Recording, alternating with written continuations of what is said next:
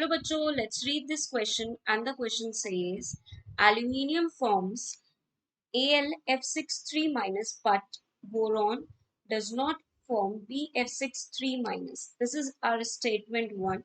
Statement 2 says BF3 on hydrolysis gives HBF, and we have to mark correct option. तो बच्चों statement 1 में कह रहा है कि जो AlF6 है वो तो फॉर्म कर लेता है एल्यूमिनियम, बट बोरॉन की बात करें तो वो BF6 फॉर्म नहीं करता।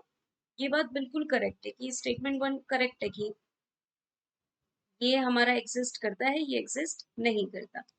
स्टेटमेंट 2 पे चलते हैं तो BF3 जो है हाइड्रोलिसिस में HBF4 देता है, ये भी बिल्कुल करेक्ट स्टेटमेंट है।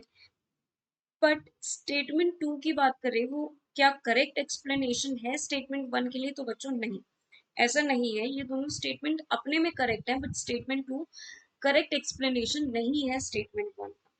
स्टेटमेंट 1 के लिए जो करेक्ट एक्सप्लेनेशन होगी बच्चों वो ये होगी बोरॉन इसलिए फॉर्म नहीं करता BF6 3 माइनस क्योंकि बोरॉन के पास वेकेंट डी ऑर्बिटल ही नहीं होते हैं। ठीक है, तो यहाँ हमारा की कंसेप्ट आता है absence of vacant d orbital,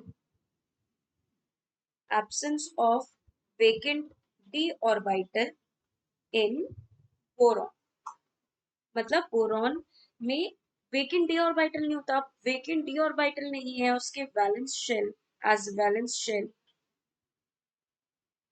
तो क्या होता है वो अपनी कोवेलेंसी एक्सपैंड ही नहीं कर सकता। मैक्सिमम कोवेलेंसी इसकी 4 होती है और 4 से ज्यादा ये कोवेलेंस एक्सपैंड ही नहीं कर पाएगा। तो हम ये कह सकते हैं statement 1 is true, statement 2 is true, and statement 2 is not the correct explanation for statement 1.